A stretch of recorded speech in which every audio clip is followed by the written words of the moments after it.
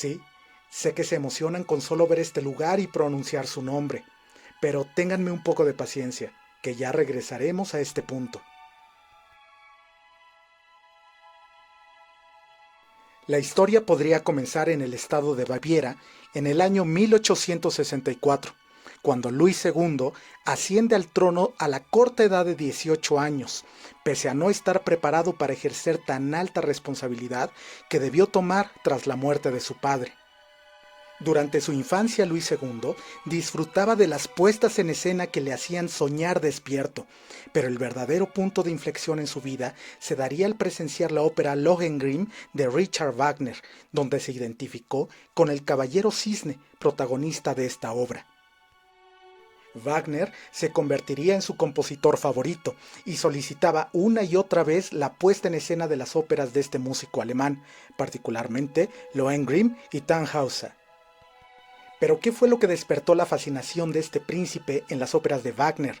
¿Y por qué es importante para la historia que trataremos? Aquí resulta necesario detenernos en la historia de Lohengrin, el Caballero Cisne, y del Santo Grial. En un tiempo muy lejano, en la ciudad de Amberes, la duquesa Elsa había quedado viuda. Aparte de la inmensa tristeza por la muerte de su marido, la angustia se hizo dueña de ella nada más ver que al enterrar el cuerpo de su esposo ya había alguien dispuesto a reclamar el ducado. Y ese no era otro que uno de los vasallos del difunto duque, un sujeto llamado Telramund. Era tan grande su arrogancia y osadía que incluso llegó a pedir en matrimonio a la reciente viuda, alegando que sólo así podría seguir siendo duquesa. Elsa, la joven y hermosa viuda, rogó a los caballeros del ducado que la ayudaran a derrotar a aquel que quería usurpar el lugar que había dejado su esposo. Telramund, lejos de preocuparse y seguro de que nadie se atrevería a enfrentarlo, retó a todos a medir fuerzas de uno en combate. Elsa, vestida de luto y llena de lágrimas, pero con porte digno, llegó a la explanada donde se encontraba la multitud. El malvado Telramund tomó la mano de la viuda y levantándola, desafió a los caballeros y soldados para que la defendieran. Los seguidores de Telramund aplaudían mientras la multitud se compadecía de la suerte de la joven Elsa. Ningún valiente apareció para el combate, por lo que Telramund repitió su demanda una y otra vez. Elsa estaba a punto del desmayo tras la inminente victoria del usurpador, pero algo hizo mirar al río, donde se aproximaba una pequeña barca tirada por un cisne blanco. En ella venía un apuesto caballero de brillante armadura.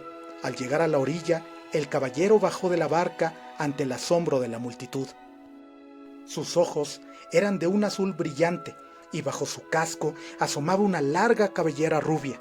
En su mano, una poderosa espada. Avanzó con paso firme hasta llegar a la asamblea y dirigiéndose a Telramund le dijo que aceptaba el reto. El combate fue violento y pareció durar una eternidad. Salió victorioso aquel caballero extranjero que mató al traidor. La multitud no lo podía creer.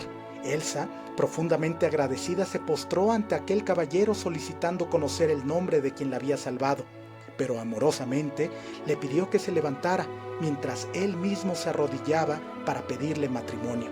Elsa aceptó, y aquella gratitud se transformaría en un apasionado amor con el paso del tiempo. Esta obra de Wagner, que apasionó y transformó la vida de Luis II de Baviera, permea en la sociedad actual más de lo que podemos imaginar. Aquí un ejemplo: si alguna vez han acudido a una boda, esa ceremonia de unión, que evidentemente está llena de simbolismos que muy pocos conocen a fondo su significado, es acompañada por la música que el propio Richard Wagner escribió para el Caballero Cisne. Es así que no solo el llamado Rey Loco Luis II deviene en aquella obra, sino que también todo aquel que pasa por una ceremonia nupcial con el protocolo que se sigue bien a bien sin saber por qué.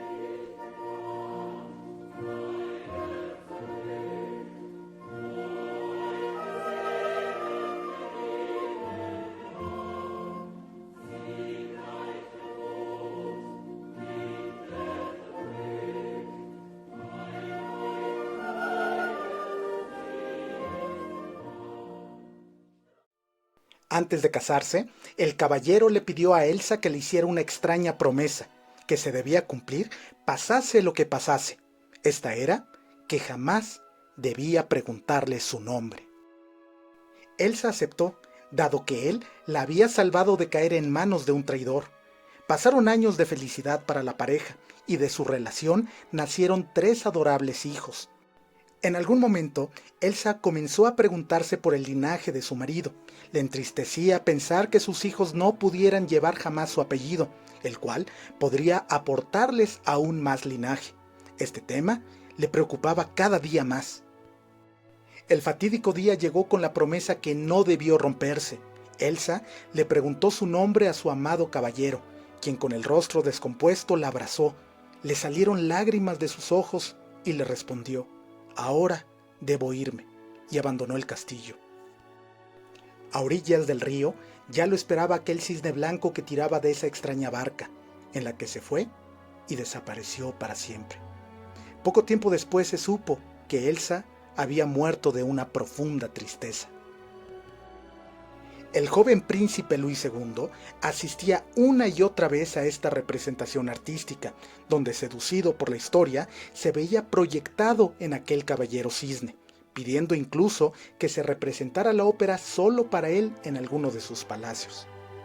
Y tras la prematura muerte de su padre, al asumir el trono Luis II, no solo continuó con su afición a las óperas de Wagner, sino que hizo llamar al propio compositor a su palacio, pagándole todo solo para que compusiera para él. Y fue más allá, dedicó todo el tesoro de Baviera en proyectos artísticos, con la instalación de escuelas de arte y la construcción, aunque muy fuera de época, de castillos monumentales. Alguna vez dijo que solo el arte regresaría el poder, prestigio y dignidad a su pueblo, pero esto no fue bien visto por los ministros de su corte, quienes intentaban detenerlo sin éxito y que poco a poco comenzarían a llamarlo el Rey Loco. Paradójicamente, si hoy la provincia alemana de Baviera es reconocida por algo, es por el maravilloso legado que dejó aquel llamado Rey Loco. Y evidentemente, inspirado por Lohengrin de Wagner, Luis II se hacía llamar el Rey Cisne, y como era de esperar, aquel personaje ya mitad realidad y mitad fantasía debía tener un palacio digno de ese devenir artístico, y en 1869 coloca la primera piedra del castillo Neuschwanstein, nuevo cisne de piedra. En una gruta cercana al castillo, bautizada por Luis II como la Gruta de Venus, sería transformada en una especie de teatro y salón de fiestas, donde una orquesta dirigida por Wagner tocaba la música de Lohengrin, mientras todos los invitados veían llegar al mismísimo rey de Baviera en una balsa tirada por cisnes blancos. Se cuenta que en esas veladas se disfrutaba de todo tipo de excesos entre los ecos wagnerianos. También se dice que esa gruta con sus grandes fiestas fue la fuente de inspiración del compositor ruso Tchaikovsky para su ballet que llamó El Lago de los Cisnes. Lo que tiene sentido al pensar que es en esa gruta donde la fantasía y la realidad se mezclan en ceremonias iniciáticas, que no mencionaré en este video, y que, como lo veremos más adelante, apelando a la suspicacia del espectador, todo lo aquí dicho se irá repitiendo con diferentes personajes y en diferentes épocas, hasta llegar a la aparente inocencia de la obra de Disney, que atrae como imán hasta nuestros días a todos los individuos susceptibles de la programación de rebaño sin que siquiera lo sospechen. Dicho esto último, a ver si podemos escuchar con oídos más abiertos de lo que va El Lago de los Cisnes. La obra transcurre entre el amor y la magia, y la lucha entre el bien y el mal. La protagonizan el príncipe Sigfrido, enamorado de Odette, joven, convertida en cisne blanco por el hechizo del malvado brujo, y Odile, un cisne negro e hija de este último. Es sin duda una obra que tras su estreno en 1877 ya muestra una historia velada de programación y fragmentación mental que en el contexto de este video espero no requiera mayor explicación. Avancemos en el tiempo. Es el 9 de noviembre de 1939, noche del estreno en el Metropolitan Opera House de Nueva York del ballet basado en Tannhäuser de Richard Wagner, al que se le agrega un fragmento escrito por el pintor surrealista Salvador Dalí, con vestuario y escenografía diseñada por él mismo. Este artista surrealista también sería un iniciado de los antiguos conocimientos herméticos en la Gruta de Venus. ¿Cuántos más han pasado por ese lugar en ritual iniciático? Por razones obvias, no lo diré abiertamente. Aquí vemos una maqueta de la escenografía diseñada por Dalí, y aquí el resultado final, que lleno de simbolismo, nos ayuda a comprender mejor la adaptación de la obra, en la que el personaje principal es sustituido por la representación del fallecido rey Luis II de Baviera, que regresa de la muerte convertido en cisne, en lo que para el público es una expresión artística, mientras que para otros, los menos, resulta una ceremonia ritual de poder. En 1946, Salvador Dalí conoce a Walt Disney y juntos comienzan a trabajar en una película de dibujos animados con temática surrealista, pero este proyecto se queda inconcluso. El encuentro de estos dos genios no es producto de la casualidad, y para entenderlo debemos regresar en el tiempo. Son los inicios del siglo XX. Estamos en Mojácar, Almería, España. El médico del pueblo, don Ginés Carrillo, dueño de un caserón que contaba con teatro, donde llevaba los fines de semana obras infantiles para que asistieran los niños del pueblo sin cobrar por ello una sola moneda. Entre sus muchos trabajadores había una hermosa lavandera llamada Isabel Zamora Aguirre, apodada como la Bicha, y en algún momento el doctor Carrillo quedó perdido por la belleza de Isabel, hasta el punto de engendrarle un hijo. El estatus del doctor, uno de los máximos personajes de la localidad, no le permitía tener un hijo con una lavandera. Por ello, ordenó a José Guirao, un minero de la zona, que le diera su apellido al niño para que no creciera en el desamparo. En la España de 1901 no estaba bien visto ser madre soltera, por lo tanto, Isabel decidió, ya sea obligada o por voluntad propia, abandonar el país. Isabel partió desde el puerto de Cartagena hacia América en busca de cobijo en la casa de su hermano Juan Zamora, quien tenía un modesto trabajo en la carpa de un circo de Chicago. Hay archivos de aquella época en la que se confirma que una persona con ese nombre vivió en la misma calle que lo hacía Elías y Flora Disney. Isabel llegó a Chicago acompañada de su bebé, cansada y agotada por el largo viaje. Su hermano, viendo la precaria situación, recomendó a Isabel que diera al niño en adopción a una buena familia que él conocía. Él hablaba justo de la familia Disney, que según la historia no oficial, adoptó al pequeño José Guirao Zamora, cambiando su nombre al ahora muy bien conocido Walter Elias Disney. En 2 ocasiones, Flora, madre de Disney, tuvo que realizar declaración jurada sobre la fecha de nacimiento de su hijo. Esto hace sospechar a más de uno sobre los verdaderos orígenes de Walter. La primera vez fue durante la Primera Guerra Mundial, en la que Walt quería asistir como chofer de ambulancia. Es famosa la falsificación que hizo de sus documentos, rebajando en un año su fecha de nacimiento. La segunda fue en el año 1934, 2 años antes de que su madre falleciera en trágicas circunstancias. Este vacío legal y certero sobre su propia fecha de nacimiento amargaba en parte el estado emocional de Walter.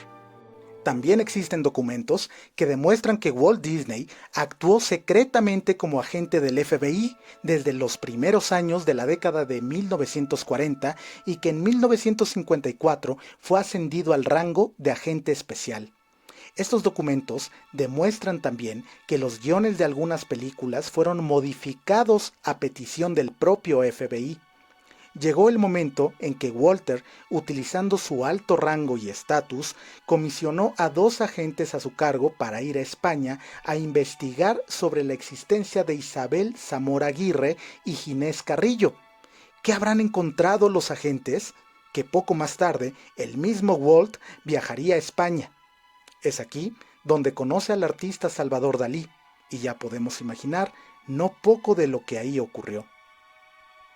Otra evidencia de su preocupación y angustia por la figura materna se encuentra en las propias películas que produjo, las cuales tienen un punto en común.